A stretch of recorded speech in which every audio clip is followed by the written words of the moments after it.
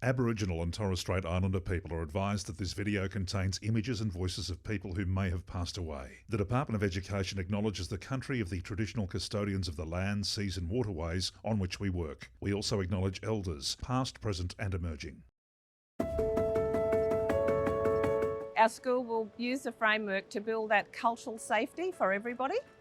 Currently, at our school, we endeavour to be as culturally aware as we can and provide the recognition for the full range of people that we have working with us and the children and their families. But I'm really looking forward to what the cultural capability framework will be able to offer us in a structured way, but it'll provide a really great range of professional development and professional learning that I'm looking forward to doing, and that it is something that will be common across Queensland is what I think is really important.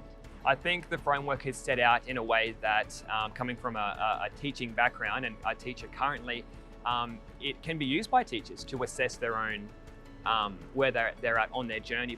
In the regions, I've been actually doing yarning circles with our office staff. So we just do it online and building a rapport, just who people are in the office. So who are you in the office? And we get to know people a little bit better and where they're from. We've got all different cultures in our office, but doing it in a yarning circle actually brings us all together. It's fun, it's good conversations. So in our region we have a vision that every Aboriginal and Torres Strait Islander student will succeed. And so for us we'll use the capability framework to gauge where we sit as a group of leaders to begin with, and then move that into our schools and our regional staff.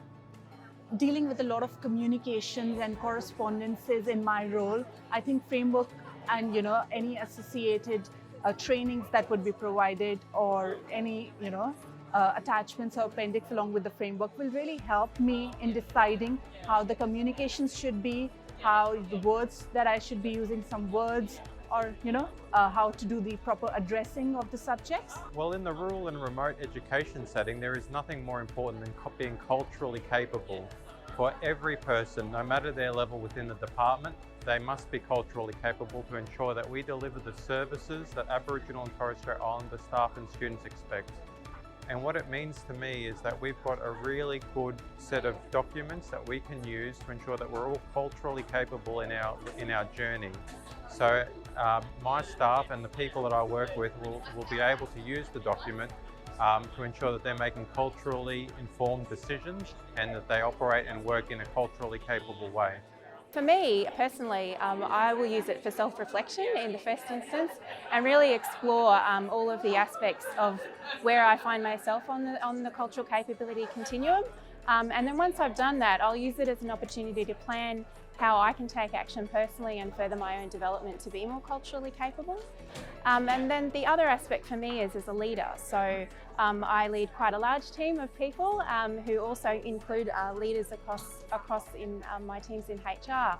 So I'll also explore it with my leaders, and then I'll unpack it with them and then encourage them to explore it with their own teams as well, so that everybody in our team is able to understand where they are on their continuum of cultural capability as well. How would I use it in the workplace? Especially having deep yarns with principals out in the field, out in the school land. So keeping principals accountable to how they're actually embedding the framework within their schools, and also catering to the needs of their Aboriginal and Torres Strait Islander staff. Also bringing their leadership teams along the journey within their schools, but furthermore making sure that it's transparent with community members as well, actually being able to see that change within the system.